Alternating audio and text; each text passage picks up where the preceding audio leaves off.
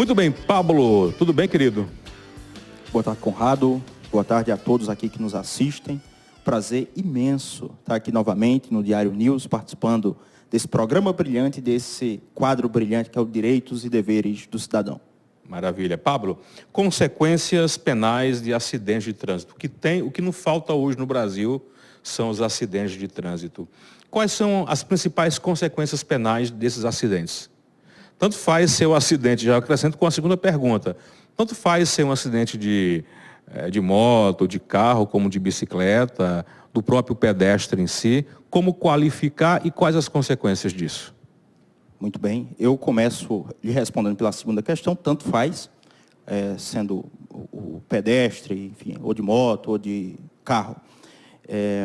E me coloco que o que fez com que me passasse pela cabeça trazer esse tema foi um acidente recente que ganhou as redes sociais, envolvendo o digital influencer Thiago Toguro, na madrugada do último dia 4, agora, em que ele supostamente teria perdido a entrada, né, em uma avenida e, ao dar marcha ré, engatar a marcha ré, ele teria atropelado e matado um motociclista, um entregador, e foi ouvido na delegacia e liberado, né? E as pessoas, desconhecendo os direitos, né, envolvendo esse tipo de acidente, esse tipo de procedimento, reclamaram muito nas redes sociais. Mas, na verdade, Conrado, o artigo 301 do Código de Trânsito Brasileiro, ele prevê, por uma questão de política criminal, que o condutor de veículo automotor, seja ele qual for, moto ou carro, que se envolva em um acidente com vítima, ele não pode ser preso em flagrante, caso ele preste pronto e integral socorro à vítima. Só se ele ajudar a vítima. Só se ele ajudar a vítima, exatamente. Tanto que eu digo, já inclusive me manifestei publicamente sobre isso em minhas redes sociais, que em caso de acidente de trânsito, a primeira ligação que se deve fazer é para o socorro, né, a fim de que você possa realmente prestar esse auxílio, esse socorro necessário e, além de ajudar a salvar uma vida, você melhora a sua situação jurídica. Porque inúmeras vezes, enquanto advogado criminalista, eu já fui contactado por diversas pessoas que me ligam e dizem: doutor, olha, me envolvi aqui num acidente, matei uma pessoa, duas, enfim, ou então lesionei, a pessoa está machucada, o que é que eu faço? E aí a minha orientação primária, que agora eu passo para todas as pessoas da sociedade civil, é justamente socorram a vítima. Prestem todo o auxílio necessário. Fiquem lá, liguem para o SAMU, liguem para a polícia e aguardem. Foi isso, inclusive, que o influenciador digital fez. E, por isso, ele foi ouvido em delegacia, porque, de fato, isso tende a acontecer. O delegado colhe o depoimento, pergunta como se deu, mas ele não pode prender o condutor do veículo que causou o acidente em flagrante, nem sequer pode cobrar fiança. A liberação é gratuita, desde que se ajude a vítima. Muito bem, porque na maioria as pessoas, quando acontece, e espero que não aconteça, um acidente, as pessoas que não têm informação, Pablo pensa: eita, aconteceu, eu vou ter que fugir, eu vou ter que ficar foragido, porque senão eu vou ser preso. Mas através desse caminho agora, dessa orientação, acontecendo um acidente, seja ele de carro, seja ele de moto, seja um pedestre, você socorrendo a vítima, prestando os socorros necessários, você vai ter que ir para a delegacia, inevitável, mas você não vai ser preso, nem vai pagar fiança. Independentemente da gravidade? Independentemente da gravidade. Se foi só uma batidazinha ou se foi um acidente que vitimou alguém? Sim. A regra é geral. A regra é geral. O artigo 301 do Código de Trânsito Brasileiro, ele prevê uma regra que é bastante clara. Ele está se referindo ali aos crimes culposos. No caso, é um crime culposo. Você acidentalmente acaba batendo em alguém. E dessa colisão se resulta ou uma lesão ou mesmo a morte, mesmo que seja uma morte. Nós temos aí diversos exemplos de acidentes catastróficos que podemos testemunhar através da imprensa, né? E os os causadores, né, acabam sendo liberados, mas justamente por conta dessa previsão legal. Por quê? O legislador, quando ele promulgou essa lei, quando aprovou essa lei, ele tinha em mente que o auxílio prestado naqueles primeiros momentos do acidente eram essenciais para salvar a vida das vítimas. Então, mais valia salvar a vítima do que prender o réu, prender o acusado. Faz sentido. E eu digo mais, independentemente de o indivíduo ter ingerido ou não bebida alcoólica. Já ia fazer essa pergunta. Saiu uma decisão recente, foi julgado agora um habeas corpus, no STJ, no último dia 11 de janeiro, em que, isso é de domínio público, naturalmente, um senhor se envolveu em um acidente e, dando marcha ré também no carro, estava embriagado, atropelou uma terceira pessoa, prestou socorro, foi preso injustamente, porque a lei determinava que não se prendesse, e a ministra concedeu a ele a liberdade, em sede de liminar no habeas corpus, e restituiu a liberdade devida, explicando, deixando claro que a nossa legislação e os tribunais superiores entendem que, em acidente de trânsito, mesmo o condutor tendo ingerido bebida alcoólica, não pode permanecer preso.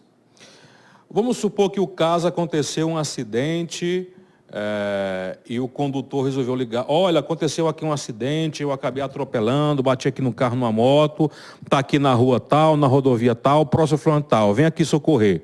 Ligou para o SAMU. E depois o cara caiu fora. Tem a mesma validade? Ou o cara tem que ficar lá esperando chegar aos primeiros socorros? Ele pode evadir-se do local quando houver perigo para a sua integridade física. Vamos supor que o acidente se dê próximo a uma casa em que esteja havendo uma festa, uma comemoração.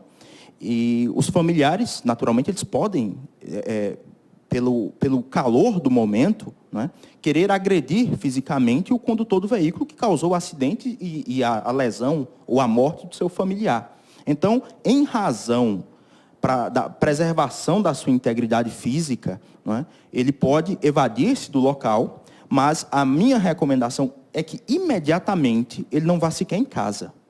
Ele se apresente na delegacia de polícia mais próxima e informe ao delegado: olha, acabei de me envolver aqui em um acidente e eu quero que o senhor colha o meu depoimento. Se ele não for procurar a delegacia, quais são as possíveis penalidades? Ou os direitos que ele poderia ter e não vai ter mais? A possível penalidade é a prisão. O réu... Decretar a prisão. Decretar a prisão. E aí a prisão não seria decretada pelo crime que ele eventualmente poderia ter cometido. Mas ele se furtando de contribuir com a justiça, de efetivamente prestar os seus esclarecimentos, poderia sim ensejar para ele consequências gravíssimas, né? Nós temos que a prisão, quando ela se dá de forma preventiva no Brasil, ela se dá por algumas razões, mas as mais comuns, entre as 4 hipóteses previstas em lei, é a garantia da ordem pública, ou seja, para evitar que o agente ele volte a delinquir, mas também para garantir o bom rendimento do processo, porque, às vezes, o indivíduo ele pretende furtar-se à aplicação da lei. Ele vai fugir, ele vai procurar destruir provas, e a justiça, não permitindo esse tipo de conduta, manda prendê-lo preventivamente até que esse risco cesse. Quando o sujeito, espontaneamente, se apresenta na delegacia de polícia, oferece o seu depoimento, presta os seus esclarecimentos, imediatamente ele já está demonstrando para o juiz que virá a julgar a causa dele, que ele está ali pronto para prestar todos os esclarecimentos, pronto para contribuir com a justiça e com o bom desenrolar do processo e dos fatos que estão sendo apurados. Ô Pablo, ele cumprindo todo esse protocolo, socorreu, foi à delegacia, confessou, ele não pode ficar preso e pagar fiança. Mas, depois disso, qual o tempo para que comece, na verdade, por exemplo, a decretar uma prisão? Ou pagar uma multa, ou haver um julgamento? Ele vai responder pelo crime em liberdade?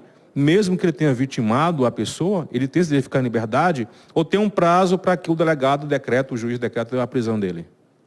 No caso, o delegado de polícia, ele vai ter um período para fazer a avaliação de toda a situação.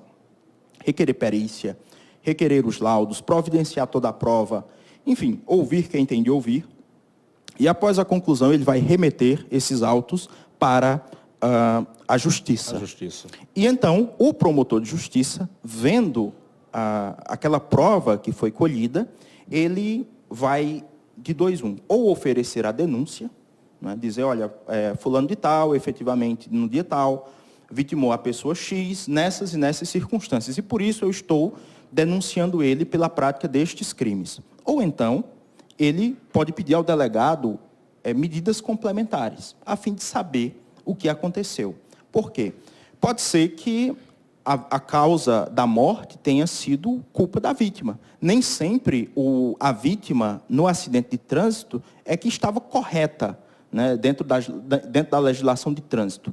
Ou, por exemplo, a vítima ela pode jogar-se em frente ao carro, como eu já vi situações em que isso aconteceu na minha prática da advocacia, e os próprios membros do Ministério Público pediram sequer para processar o meu cliente.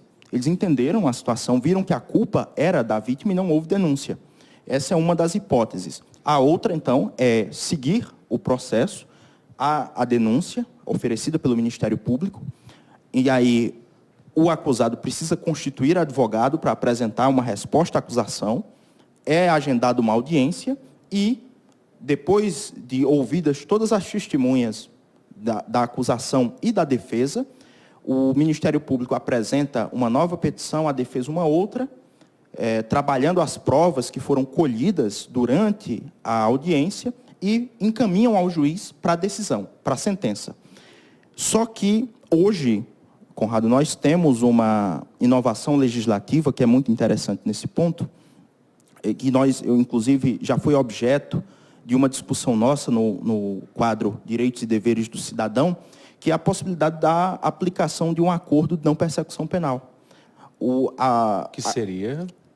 Você, enquanto todo cidadão tem direito de, sendo primário e de bons antecedentes, ou seja, isso é um fato, uma situação dessa seria um fato isolado na sua vida. Que nunca cometeu nenhum tipo de crime nem delito. Tem uma ficha limpa, pura, imaculada.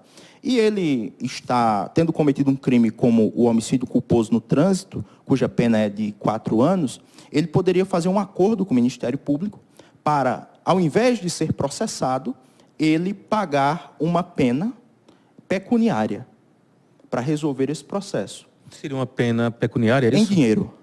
Em dinheiro. Então, mesmo que a vítima tenha perdido a vida? Mesmo que tenha vítima fatal.